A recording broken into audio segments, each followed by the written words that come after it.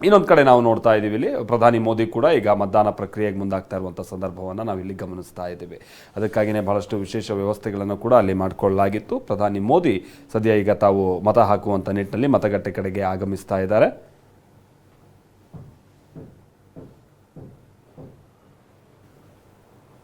ಈಗ ತಾನೇ ಅಮಿತ್ ಶಾ ಅವರು ಕೂಡ ಅಲ್ಲಿ ಮತಗಟ್ಟೆ ಬಳಿ ಓಡಾಡ್ತಾ ಇದ್ದಂಥದ್ದನ್ನು ನಾವು ನೋಡಬಹುದಾಗಿತ್ತು. ಇದೀಗ ಪ್ರಧಾನಿ ಮೋದಿ ಖುದ್ದು ಅಹಮದಾಬಾದ್ನಲ್ಲಿ ತಮ್ಮ ಹಕ್ಕು ಚಲಾವಣೆ ನಿಟ್ಟಿನಲ್ಲಿ ಅವರು ಮತಗಟ್ಟೆ ಕಡೆಗೆ ಹೋಗ್ತಾ ಇರುವಂಥದ್ದನ್ನು ನೋಡ್ತಾ ಇದ್ವಿ.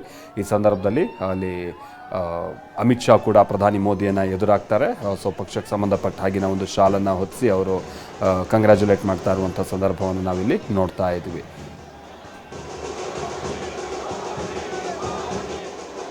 ಗುಜರಾತ್ನ ಅಹಮದಾಬಾದ್ನಲ್ಲಿ ಪ್ರಧಾನಿ ಮೋದಿ ಮತದಾನಕ್ಕೆ ಮುಂದಾಗ್ತಾ ಇರುವಂಥ ಸಂದರ್ಭವನ್ನು ನಾವು ನೋಡ್ತಾ ಇದ್ವಿ. ಆಮೇಲೆ ಕಳೆದ ಬಾರಿಯ ವಿಧಾನಸಭಾ ಚುನಾವಣೆಯ ಸಂದರ್ಭದಲ್ಲಿ ದೊಡ್ಡ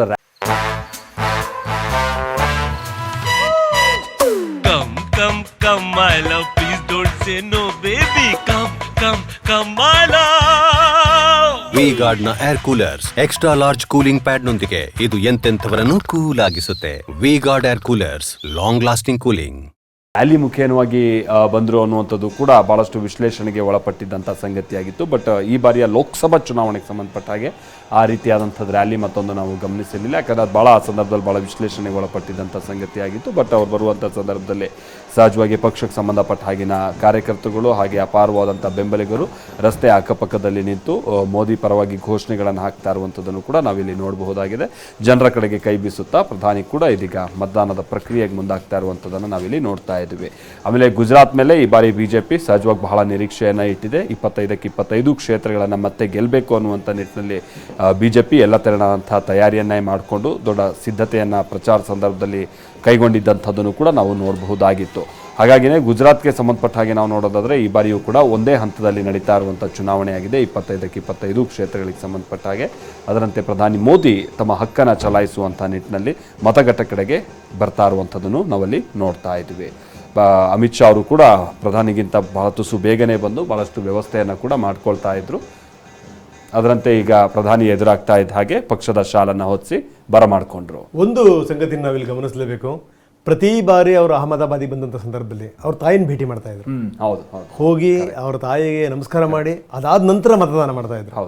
ಈ ಬಾರಿ ಅವರು ಅವರ ತಾಯಿ ರಹಿತವಾಗಿ, ಅಂದರೆ ಅವ್ರ ತಾಯಿ ಇಲ್ಲ, ಅವರ ತಾಯಿ ಇಲ್ದನೇ ಎದುರಿಸ್ತಿರುವಂಥ ಮೊದಲ ಚುನಾವಣೆ ಒಂದು ಲೆಕ್ಕ. ಅಂದರೆ ಮತದಾನ ಮಾಡ್ತಿರುವಂಥ ಮೊದಲ ಚುನಾವಣೆ ಇದು.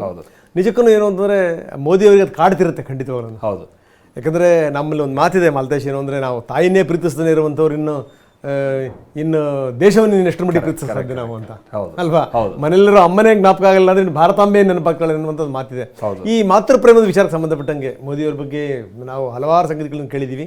ಸೊ ಈ ಬಾರಿ ಅವರು ಪ್ರತಿ ಬಾರಿ ಬಂದಂಥ ಸಂದರ್ಭದಲ್ಲೂ ಕೂಡ ಅವರು ಮನೆಗೆ ಹೋಗ್ತಾಯಿದ್ರು, ಅವರ ಸಿಹಿ ತಿನ್ನಿಸ್ತಾಯಿದ್ರು, ಅವರು ತುತ್ತಿಡಿಸ್ಕೊಂಡು ಅದಾದ ನಂತರ ಅವ್ರು ಬಂದು ಮತ ಚಲಾವಣೆ ಮಾಡ್ತಾಯಿದ್ರು. ಈ ಬಾರಿ ಅವರ ತಾಯಿ ಇಲ್ಲ.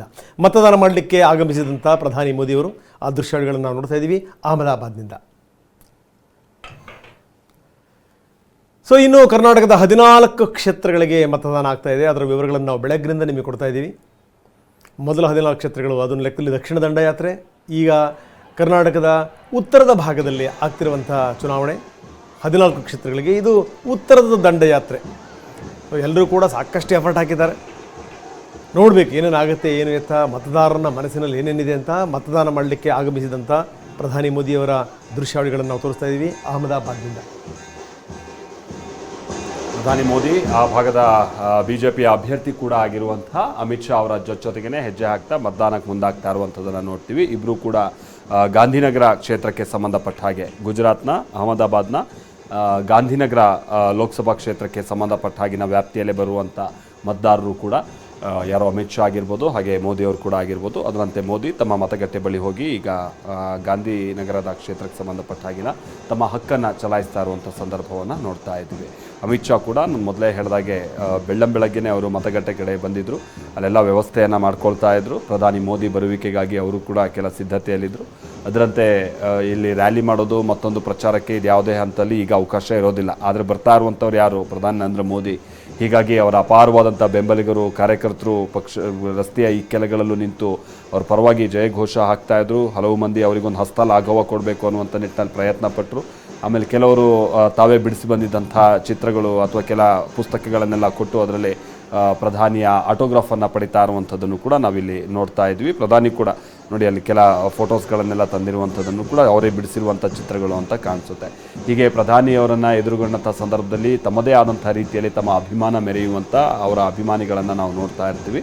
ಅದರಂತೆ ಈಗಲೂ ಕೂಡ ಪ್ರಧಾನಿ ಕೂಡ ಯಾವುದೇ ಆತುರತೆ ಇಲ್ಲ, ಸೀದಾ ಅವರ ಬಳಿ ಹೋಗಿ ಅವ್ರು ತಂದಿದ್ದಂಥ ಆ ವಿಶೇಷವಾದಂಥ ಉಡುಗೊರೆ ರೀತಿಯಾಗಿದ್ದಂಥ ಅವರ ಪೇಂಟಿಂಗ್ಸ್ ಆಗಿರ್ಬೋದು ಮತ್ತೊಂದು ಅದನ್ನೆಲ್ಲ ತಾವೇ ಖುದ್ದಾಗಿ ವೀಕ್ಷಿಸಿ ಆಟೋಗ್ರಾಫ್ ಹಾಕ್ಕೊಟ್ಟು ಅದಾದ ನಂತರದಲ್ಲಿ ಸಮಾಧಾನಕರದ ರೀತಿಯಲ್ಲೇ ಅವರು ಅಂದರೆ ಯಾವುದೇ ರೀತಿಯಂಥ ಅರ್ಜೆನ್ಸಿ ಇಲ್ಲ ಅಂತ ಮತಗಟ್ಟೆ ಕಡೆಗೆ ಹೋಗಿ ಮತ ಹಾಕ್ತಾ ಇದ್ದಾರೆ.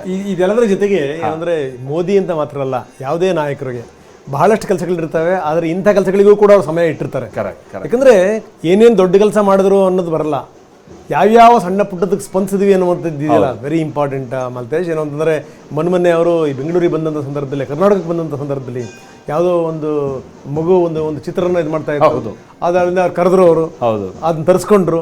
ಅಂದ್ರೆ ಈ ರೀತಿ ಮಾಡಿದಂಥ ಸಂದರ್ಭದಲ್ಲಿ ಇಡೀ ಅಲ್ಲಿದ್ದಂಥ ಸಾವಿರಾರು ಜನರಿಗೆ ಒಂದು ಸಂದೇಶ ರವಾನೆ ಆಗುತ್ತೆ. ನೋಡಿ, ಇಂಥ ಇದರಲ್ಲೂ ಕೂಡ ಏನು ಅವ್ರೇನು ಕಡಿಮೆ ಸುತ್ತಾಡಿದಾರ? ಅವರು ಖಾಲಿ ಚಕ್ರ ಹಾಕೊಂಡ ರೀತಿಯಲ್ಲಿ ದೇಶಾದ್ಯಂತ ಸುತ್ತಾಡಿರುವಂಥವ್ರು. ಆದರೆ ಬರ್ತಿರುವಂಥ ಸಂದರ್ಭದಲ್ಲಿ ಆ ಮುಖದಲ್ಲಿರುವಂಥ ಒಂದು ನಗು, ಆ ನಡಿಗೆನಲ್ಲಿರುವಂಥ ಒಂದು ಕಾನ್ಫಿಡೆನ್ಸ್, ಜೊತೆಗೆ ಏನಂತಾರೆ ನೋಡಿ, ಅಲ್ಲಿ ಯಾವುದೋ ಒಂದು ಮಗುನ ಕರೆದು ಮಗುವಿನ ತಲೆ ಮೇಲೆ ಕೈ ಇಟ್ಟು ಆಶೀರ್ವಾದ ಮಾಡಿ ಕಳಿಸಿದ್ದು. ಆಮೇಲೆ ಯಾರೋ ಒಂದು ಚಿತ್ರ ಬರೆದಿದ್ದಾರೆ ಅಂತಂದ್ರೆ ನೀವು ಹೇಳ್ತಾ ಇದ್ರಿ, ಆ ಚಿತ್ರವನ್ನು ತಗೊಂಡು ಅದಕ್ಕೊಂದು ಸಹಿ ಹಾಕಿ ಅದನ್ನು ವಾಪಸ್ ಕೊಟ್ಟಿತ್ತು. ಅಂದರೆ ನೋಡೋರಿಗೆ ಏನು ಅನ್ಸುತ್ತೆ ಅಂತಂದರೆ, ನಾನು ಹಿಂದೆ ಒಂದು ಭಾಳ ಅದ್ಭುತವಾದಂಥ ಒಂದು ಕಾಲಮ್ ನೋಡ್ತಾ ಇದ್ದೆ. ಅದು ಕನ್ನಡಪ್ರಭದಲ್ಲಿ ಮೊದಲು ಶುರು ಮಾಡಿದಂಥ ಕಾಲಮ್. ಅದು ಏನು ಅಂತಂದರೆ, ಇವ್ರು ಬಹಳ ಬ್ಯುಸಿ ಇರ್ತಾರೆ ಆದರೂ ಬರೀತಾರೆ ಅಂತ. ಬಹಳ ಅದ್ಭುತವಾದ ಇದು ಕೊಟ್ಟಿರೋದು ಅದಕ್ಕೆ. ಅಂದ್ರೆ ಏನು ಅಂದರೆ, ಇವರು ಕೂಡ ಅಷ್ಟೇ ಬಹಳ ಬ್ಯುಸಿ ಇರ್ತಾರೆ, ಆದ್ರೆ ಎಲ್ರಿಗೂ ಸ್ಪಂದಿಸ್ತಾರೆ ಅಂತ. ಸೊ ಇದು ಸಂಗತಿ. ಅಂದರೆ ಒಬ್ಬ ನಾಯಕ ಹೇಗೆ, ಏನು, ಎತ್ತ, ಜೊತೆಗೆ ಏನು ಅಂದರೆ ಯಾವ ರೀತಿ ಯಾರನ್ನ ಸೆಳಿಬೇಕು ಅದನ್ನು ಮೋದಿಯವರನ್ನು ನೋಡಿ ಕಲಿಬೇಕು. ಮತದಾನ ಮಾಡಲಿಕ್ಕೆ ಒಟ್ಟೊಟ್ಟಿಗೆ ಬಂದಿದ್ದಾರೆ ಮೋದಿ ಮತ್ತು ಅಮಿತ್ ಶಾ. ಒಂದು ಅಪೂರ್ವವಾದಂಥ ಜೋಡಿ ಇವರು. ಜೊತೆಗೆ ನನಗೆ ಯಾವ ಸ್ಟ್ರೆಸ್ಗಳು ಇಲ್ಲ, ಯಾವ ಚಿಂತೆಗಳು ಇಲ್ಲ ಅನ್ನೋ ರೀತಿಯಲ್ಲಿ, ಅಂದರೆ ಬಹಳ ಹಗುರವಾಗಿ ಭಾಳ ನಾನು ತುಂಬ ಅದನ್ನು ನಾನು ಸಹಜ ರೀತಿಯಲ್ಲಿ ತಗೊಂಡಿದ್ದೀನಿ ಅನ್ನೋ ರೀತಿಯಲ್ಲಿ. ನೋಡಿ, ಈಗ ಒಟ್ಟೊಟ್ಟಿಗೆ ಬಂದಿದ್ದಾರೆ. ಜೊತೆಗೆ ಅಲ್ಲೂ ಕೂಡ ಜನಸಾಮಾನ್ಯರು ನಿಂತಿರ್ತಾರಲ್ಲ, ಆ ಸಾಲಲ್ಲಿ ನಿಲ್ತಾರೆ, ಅಪ್ಪಿ ತಪ್ಪಿ ಮುಂದಕ್ಕೆ ಹೋಗಲ್ಲ. ಸೊ ಇದೆಲ್ಲವನ್ನೂ ಕೂಡ ಜನ ಗಮನಿಸ್ತಾ ಇರ್ತಾರೆ, ಇದೆಲ್ಲವನ್ನೂ ಕೂಡ. ಯಾಕಂದರೆ ನಮ್ಮ ಈ ಲೋಕಲ್ ಲೀಡರ್ಸ್ಗಳು ನೋಡಿದಂಥ ಸಂದರ್ಭದಲ್ಲಿ ಮಲ್ತೇಶ್, ನಾವು ಬಹಳಷ್ಟು ಜನರು ನೋಡಿದ್ದೀವಿ, ನಾವು ನೀವು ಸಾಕಷ್ಟು ಜನರ ಜೊತೆ ಚರ್ಚೆ ಮಾಡಿರ್ತೀವಿ. ನೋಡಿದಂಥ ಸಂದರ್ಭದಲ್ಲಿ ನಿಮಗೆ ಅನಿಸುತ್ತೆ ಏನು ಅಂತಂದರೆ, ಅವ್ರ ವ್ಯವಸ್ಥೆಗಳು ಒಬ್ಬ ಕಾರ್ಪೊರೇಟರ್ನ ಮಾತಾಡ್ಸೋಕ್ಕಾಗಲ್ಲ. ಸೊ ಅಂಥ ಇದರಲ್ಲಿ ನೋಡಿ, ಅವರು ಬಂದು ಅಲ್ಲಿ ಸಾಲುಗಟ್ಟಿರುವಂಥ ಜನಗಳನ್ನು ಮಾತಾಡಿಸಿ ಅಲ್ಲಿಂದ ಅವರು ಕೂಡ ಸರತಿ ಸಾಲಲ್ಲಿ, ಅಂದರೆ ಪ್ರಜಾತಂತ್ರದ ವ್ಯವಸ್ಥೆಯಲ್ಲಿ ನಾನು ಕೂಡ ಒಬ್ಬ ಸಾಮಾನ್ಯ ವ್ಯಕ್ತಿ ಅಂತ ತೋರಿಸುವಂಥ ಒಂದು ಪ್ರಯತ್ನ. ಸೊ ಈ ಮುಖಾಂತರ ನಾವು ನೇರ ದೃಶ್ಯಾವಳಿಗಳನ್ನು ನಾವು ತೋರಿಸ್ತಾ ಇದ್ದೀವಿ. ನೋಡಿ, ಪ್ರೊಸೀಜರ್ ಯಾವ ರೀತಿ ಇರುತ್ತೋ ಅದೇ ರೀತಿ. ಅವ್ರು ಕಳೆದ ಬಾರಿನೂ ಕೂಡ ಅಷ್ಟೇ, ಯಾರಾದರೂ ಅಲ್ಲಿದ್ದಂಥ ಬೂತಲ್ಲಿರುವಂಥವ್ರು ಯಾರಾದರೂ ಎದ್ದು ನಿಂತ್ಕೊಂಡ್ರೆ ಅವ್ರು ಮೊದಲು ಕೂಡಿಸಿ ನಿಮ್ಮ ಕೆಲಸ ನೀವು ಮಾಡಿ ಅಂತ ಹೇಳಿ ಕೂಡಿಸಿ ಅವರು ಮತ ಹಾಕ್ಲಿಕ್ಕೆ ಹೋಗ್ತಿರುವಂಥದ್ದು. ಆ ಪ್ರೊಸೀಜರನ್ನು ನಾವು ನೋಡ್ತಾ ಇದ್ದೀವಿ. ನಿಶಾನ್ ಪ್ರೌಢಶಾಲೆಯಲ್ಲಿ ಪ್ರಧಾನಿ ಮೋದಿ ವೋಟ್ ಮಾಡಲಿಕ್ಕೆ ಬಂದಿದ್ದಾರೆ. ಅಹಮದಾಬಾದ್ನ ನಿಶಾನ್ ಪ್ರೌಢಶಾಲೆಯಲ್ಲಿರುವಂಥ ಬೂತ್ ಅಲ್ಲಿ ವ್ಯಾಪಕ ಬಂದೋಬಸ್ತಿದೆ. ಮತಗಟ್ಟೆಯನ್ನು ತಲುಪಿದ್ದಾರೆ. ಜನಸಾಮಾನ್ಯರಿಗೆ ಯಾವ್ಯಾವ ರೀತಿ ಪ್ರೊಸೀಜರ್ಗಳಿರ್ತಾವೋ ಅದೇ ರೀತಿ ಸಾಲುಗಟ್ಟಿ ನಿಂತು ಬಂದು ಎಲ್ಲ ವಿವರಗಳನ್ನು ಕೊಟ್ಟು, ಜೊತೆಗೆ ಗುರುತಿನ ಚೀಟಿಯನ್ನೂ ಕೂಡ ತೋರಿಸಿ, ಪ್ರಧಾನಿ ಆದರೂ ಕೂಡ ಅವರು ಗುರುತಿನ ಏನು ಎತ್ತ ಅನ್ನುವಂಥದ್ದು ಒಂದು ವ್ಯವಸ್ಥೆ, ಗುರುತಿನ ಚೀಟಿಯನ್ನು ತೋರಿಸಿ ಅವರೀಗ ವೋಟ್ ಹಾಕ್ತಾ ಇದ್ದಾರೆ.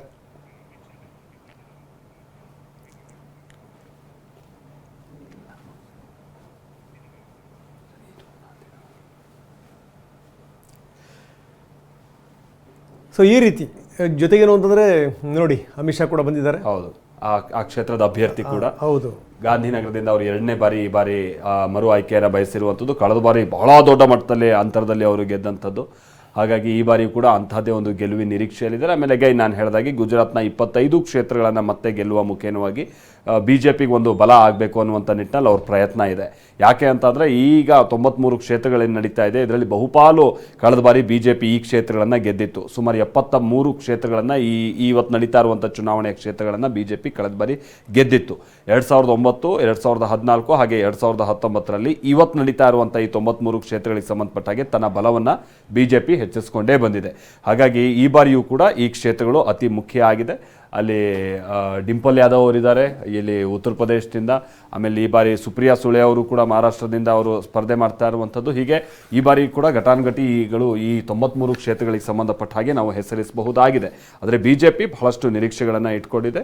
ಅದರಂತೆ ಮತ ಹಾಕ್ತಂಥ ಪ್ರಧಾನಿ ಮೋದಿ ಅವರು ಹೊರಬಂದು ತಮ್ಮ ಅಭಿಮಾನಿಗಳು ಹಾಗೆ ಪಕ್ಷಕ್ಕೆ ಸಂಬಂಧಪಟ್ಟ ಹಾಗಿನ ಕಾರ್ಯಕರ್ತರು ಜೊತೆಗೆ ಉಳಿದಂಥ ಮತದಾರರು ಸರತಿ ಸಾಲಿನಲ್ಲಿರುವಂಥವ್ರು ಅವ್ರ ಕಡೆಗೆಲ್ಲ ಕೈ ಬೀಸುತ್ತಾ ಮತ್ತೆ ಅಲ್ಲಿಂದ ಹೋಗ್ತಾ ಇರುವಂಥದ್ದನ್ನು ನೋಡ್ತಾ ಇದ್ದೀವಿ. ಬಹುಶಃ ಗೊತ್ತಿಲ್ಲ ಈ ನಿಶಾಂತ್ ಶಾಲೆಯ ಮತಗಟ್ಟೆ ಬಳಿ ಇಲ್ಲಿ ಎಷ್ಟು ಜನಕ್ಕೆ ಮತದಾನ ಹಾಕುವಂಥ ನಿಟ್ಟಿನಲ್ಲಿ ಅವ್ರ ಹೆಸರು ಅಲ್ಲಿತ್ತೋ ಇಲ್ಲೋ, ಬಟ್ ಪ್ರಧಾನಿ ಬರ್ತಿಯಾರತ್ತ ಬಂದಿರುವಂಥ 100 ಮಂದಿಯನ್ನು ನೋಡ್ಬೋದು. ಇರುತ್ತೆ. ಇನ್ನು ನೋಡಿ, ಪಶ್ಚಿಮ ಬಂಗಾಳದಲ್ಲಿ 42 ಕ್ಷೇತ್ರಗಳಲ್ಲಿ 4 ಕ್ಷೇತ್ರಗಳಿಗೆ ಇವತ್ತು ಮತದಾನ. ಅಂದರೆ ಬಹಳ ಸೂಕ್ಷ್ಮ ಪ್ರದೇಶ ಅದು. ಒಂದು ಚೂರು ಹೆಚ್ಚು ಕಡಿಮೆ ಆದರೂ ಕೂಡ ಎಡವಟ್ಟುಗಳಾಗ್ತವೆ ಅಂತ. ಉತ್ತರ ಪ್ರದೇಶದಲ್ಲಿ 80 ಕ್ಷೇತ್ರಗಳಿಗೆ 10 ಕ್ಷೇತ್ರಗಳಲ್ಲಿ ನಡೆದಿರುವಂಥ ಮತದಾನ. ಈ ರೀತಿ ಏನು ಅಂತಂದರೆ ಸ್ಥಿತಿಗತಿಗಳನ್ನು ಅವಲೋಕಿಸಿ, ಸ್ಥಿತಿಗತಿಗಳನ್ನೆಲ್ಲವನ್ನು ಕೂಡ ಅಧ್ಯಯನ ಮಾಡಿ ಎಲ್ಲೆಲ್ಲಿಗೆ ಎಷ್ಟೆಷ್ಟು ಅಂತ ನೋಡಿ. ಕರ್ನಾಟಕ ಶಾಂತಿಪ್ರಿಯ ರಾಜ್ಯ, ಇಲ್ಲಿ ಯಾವುದೇ ಗದ್ದಲ-ಗಲಾಟೆಗಳಾಗಲ್ಲ. ಹೀಗಾಗಿ ಮೊದಲ ಹಂತದಲ್ಲಿ 14, ಎರಡನೇ ಹಂತದಲ್ಲಿ 14. ಸೊ ಆ ರೀತಿ ಇಲ್ಲಿ ಯಾವ ಗದ್ದಲ-ಗಲಾಟೆಗಳಿಗೂ ಕೂಡ ಆಸ್ಪದ ಇಲ್ಲ. ಸೊ ಈ ರೀತಿ ಹೀಗಾಗಿ ಪಶ್ಚಿಮ ಬಂಗಾಳದ 42 ಕ್ಷೇತ್ರಗಳ ಪೈಕಿ ನಾವು ತೋರಿಸ್ತಾ ಇದ್ದೀವಿ ನಿಮಗೆ. 4ರಲ್ಲಿ ಇವತ್ತು ಮತದಾನ ನಡೀತಾ ಇದೆ. ಇನ್ನು ಈ ದಾದ್ರಾ ಮತ್ತು ನಗರ್ ಹವೇಲಿ ಅದು ಒಂದು ಕ್ಷೇತ್ರಕ್ಕೆ ಇವತ್ತು ಮತದಾನ ನಡೀತಾ ಇರುವಂಥದ್ದು. ದಮನ್ ದಿಯು ಅಲ್ಲಿ ಒಂದು ಕ್ಷೇತ್ರ, ಆ ಒಂದು ಕ್ಷೇತ್ರಕ್ಕೆ ಮತದಾನ ನಡೀತಿರುವಂಥದ್ದು. ನಾವು ಸ್ಕ್ರೀನ್ನ ಕೆಳಭಾಗದಲ್ಲಿ ಇದಕ್ಕೆ ಸಂಬಂಧಪಟ್ಟಂಗೆ ವಿವರಗಳನ್ನು ನಾವು ಕೊಡ್ತಾ ಇದ್ದೀವಿ. ಮತ ಚಲಾಯಿಸಿ ಬಂದ ನಂತರ, ಹಕ್ಕು ಚಲಾಯಿಸಿ ಬಂದ ನಂತರ ಮೋದಿಯವರು ಆ ಗುರುತನ್ನು ಕೂಡ ತೋರಿಸ್ತಾ ಇದ್ದಾರೆ. ನೇರ ದೃಶ್ಯಾವಳಿಗಳನ್ನು ನಾವು ಅಹಮದಾಬಾದ್ನಿಂದ ನಿಮಗೆ ತೋರಿಸ್ತಾ ಇದ್ದೀವಿ. ಒಟ್ಟು 93 ಕ್ಷೇತ್ರಗಳಿಗೆ ನಡೀತಿರುವಂಥ ಮತದಾನ ಇವತ್ತು. ಗುಜರಾತ್ನ ಎಲ್ಲ ಕ್ಷೇತ್ರಗಳಿಗೂ, ಆದರೆ ಸೂರತ್ತಲ್ಲಿ ಅಭ್ಯರ್ಥಿ ಕೆಲವರು ವಾಪಸ್ ತಗೊಂಡು ಇನ್ನು ಕೆಲವರು ಬೆಂಬಲ ಕೊಟ್ಟು, ಸೊ ಇದೆಲ್ಲ ಆಗಿ ಮೊದಲ ಗೆಲುವು ಸೂರತ್ ಹೇಳಿ ಕೇಳಿ ವಜ್ರಗಳಿಗೆ ಬಹಳ ಫೇಮಸ್ ಆಗಿರುವಂಥದ್ದು. ಮೊನ್ನೆ ಪ್ರಧಾನಮಂತ್ರಿಗಳು ವಿಶೇಷ ಸಂದರ್ಶನದಲ್ಲಿ ಹೇಳ್ತಾ ಇದ್ರು, ನೋಡಿ ಗುಜರಾತ್ ಇವತ್ತು ಯಾವ ಪರಿ ಹೆಜ್ಜೆ ಇಟ್ಟಿದೆ ಅಂತಂದ್ರೆ ಪ್ರಪಂಚದ 90% ಡೈಮಂಡ್ ಏನು ತಯಾರಾಗ್ತವೆ ಅವು ನಮ್ಮಲ್ಲಿ ಆಗ್ತವೆ ಅಂತಂದ್ರೆ ನೀವು ಅರ್ಥ ಮಾಡ್ಕೊಳ್ಳಿ ನಾವು ಹೆಂಗಿರ್ಬೇಕು ಅಂತ ಹೇಳಿ ಅಂತ. ಸೊ ಅಂಥ ಸೂರತ್ ಜೊತೆಗೇನು ಅಂತಂದರೆ ಭಾಳ ವಾಣಿಜ್ಯ ನಗರಿ, ಭಾಳ ಫೇಮಸ್ ನಗರ ಅಂತ ಅಲ್ಲಿ ಕ್ಷೇತ್ರದಲ್ಲಿ ಅವಿರೋಧ ಆಯ್ಕೆ ಆಗಿದೆ. ನೀವು ಹೇಳ್ದಂಗೆ BJPಯ ಮೊದಲ ಗೆಲುವು ಆಗೋಗಿದೆ. ಈಗ ನಾವೇನೇ ಗ್ರಾಫಿಕ್ಸ್ ತೋರಿಸಿದ್ರು ಕೂಡ ಚುನಾವಣೆ BJP ಮಧ್ಯಪ್ರದೇಶ ಒಂದು ತೋರಿಸಲೇ ಶುರು ಮಾಡ್ಕೋಬೇಕು, ಅದರಿಂದ ಆರಂಭ. ಹೌದು. ಹೀಗೆ ಪ್ರಧಾನಿ ಕೂಡ ಈ ಮತ ಹಬ್ಬದಲ್ಲಿ ಭಾಗಿಯಾಗಿರುವಂಥದ್ದು. ಅದರಲ್ಲೂ ಬೆಳಗ್ಗೆನೆ ಬಹಳ ಉತ್ಸಾಹದಿಂದ ಎಂದಿನಂತೆ ಅವರು ಭಾಗಿಯಾಗಿರುವಂಥದ್ದು ಈ ಥರ ಮತದಾರರಿಗೂ ಕೂಡ ಒಂದು ರೀತಿ ವಿಶೇಷವಾಗಿ ಸ್ಫೂರ್ತಿ ತುಂಬ್ತಾ ಇರುವಂಥ ಸಂಗತಿ. ಅಮಿತ್ ಶಾ ಅವರನ್ನು ನೀವು ಅಲ್ಲಿ ನೋಡಬಹುದಾಗಿದೆ. ಗಾಂಧಿನಗರದ ಅಭ್ಯರ್ಥಿ ಕೂಡ ಪ್ರಧಾನಿ ಬಂದು ಮತ ಹಾಕಿ ಅವ್ರು ಹೋಗುವಷ್ಟು ತನಕನೂ ಕೂಡ ಅವರನ್ನು ಬರಮಾಡ್ಕೊಂಡಂಥ ಅಮಿತ್ ಶಾ ಅವರು ಅವ್ರನ್ನ ಕಳಿಸ್ಕೊಡುವಷ್ಟರ ಮಟ್ಟಿಗಿನ ಅವರು ಮಾಡ್ಕೊಂಡಿರುವಂಥ ಅಲ್ಲಿನ ವ್ಯವಸ್ಥೆಗಳನ್ನು ನಾವಲ್ಲಿ ನೋಡಬಹುದಾಗಿದೆ. ಅಹಮದಾಬಾದ್ನಿಂದ ನೇರ ದೃಶ್ಯಾವಳಿಗಳನ್ನು ನಾವು ನೋಡ್ತಾ ಇದ್ವಿ.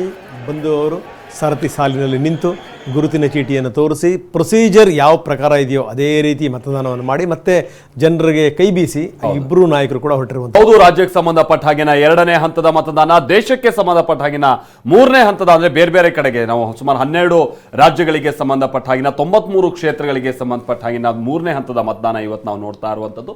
ಅದಂತೆ ಗುಜರಾತ್ನ ಎಲ್ಲ 25 ಕ್ಷೇತ್ರಗಳಿಗೂ ಕೂಡ ಇವತ್ತೇ ಮತದಾನ ಆಗ್ತಾ ಇದೆ. ಅದರಲ್ಲಿ ಒಂದು ಕ್ಷೇತ್ರವನ್ನು ಆಗ್ತಾನೆ ರಂಗನಾಥ್ ಅವರು ಹೇಳ್ತಾ ಇದ್ದಾಗೆ BJP ಬಹುತೇಕ ಗೆದ್ದಾಗ ಹೋಗಿದೆ ಅವಿರೋಧವಾಗಿ ಆಯ್ಕೆ ಆದಂಗೆ. ಯಾಕಂತಂದ್ರೆ ಕಾಂಗ್ರೆಸ್ ಅಭ್ಯರ್ಥಿಯ ನಾಮಪತ್ರ ತಿರಸ್ಕಾರ ಆಯಿತು. ಉಳಿದಂತ ಅಭ್ಯರ್ಥಿಗಳೇನಿದ್ರು ಸುಮಾರು 12 ಮಂದಿ ಅಭ್ಯರ್ಥಿಗಳು ಅವರೆಲ್ಲ ತಮ್ಮ ನಾಮಪತ್ರವನ್ನು ವಾಪಸ್ ಪಡೆದ್ರು. ಈ ಕಾರಣಕ್ಕಾಗಿ BJP ಅಭ್ಯರ್ಥಿ ಗೆದ್ದಂಗೆನೆ. ಅದನ್ನು ಹೊರತುಪಡಿಸಿದ್ರೆ ಉಳಿದಂಥ ಕ್ಷೇತ್ರಗಳಿಗೂ ಕೂಡ ಇವತ್ತು ಗುಜರಾತ್ಗೆ ಸಂಬಂಧಪಟ್ಟ ಹಾಗಿನ 25 ಕ್ಷೇತ್ರಗಳಿಗೆ ಸಂಬಂಧಪಟ್ಟ ಹಾಗೆ ನಡೀತಾ ಇರುವಂಥ ಮತದಾನ. ಪ್ರಧಾನಿ ಕೂಡ ಗಾಂಧಿನಗರಕ್ಕೆ ಸಂಬಂಧಪಟ್ಟ ಹಾಗಿನ ಕ್ಷೇತ್ರದ ಒಂದು ಮತಗಟ್ಟೆಯ ಬಳಿ ಹೋಗಿ ತಮ್ಮ ಹಕ್ಕನ್ನು ಚಲಾಯಿಸ್ತಾ ಇರುವಂಥ ಸಂದರ್ಭವನ್ನು ನೋಡಬಹುದಾಗಿದೆ. ಮುಖ್ಯವಾಗಿ ತಮ್ಮ ಬಹಳ ಬಹಳ ಒಂದು ಕ್ಲೋಸ್ ಫ್ರೆಂಡ್ ಅಂತ ಹೇಳ್ಬೋದು, ಬಹಳ ಹತ್ತಿರದ ಸ್ನೇಹಿತ ಕೂಡ ಯಾರೋ ಹಾಗೆ ತಮ್ಮ ಸಂಪುಟದ ಸಹೋದ್ಯೋಗಿ ಕೂಡ ಅಮಿತ್ ಶಾ ಅವರ ಪರವಾಗಿ ಅವರು ಕೂಡ ಮತ ಹಕ್ಕನ್ನ ಇಲ್ಲಿ ಚಲಾಯಿಸ್ತಾ ಇದ್ದಂಥದ್ದನ್ನ ನಾವಿಲ್ಲಿ ನೋಡಬಹುದಾಗಿದೆ. Brought you by V Guard, co powered by Sensodyne and Vimal. ಬಾಯಲ್ಲಿ ಹೇಳಿ ಕೇಸರಿ. Associate sponsor UltraTech cement.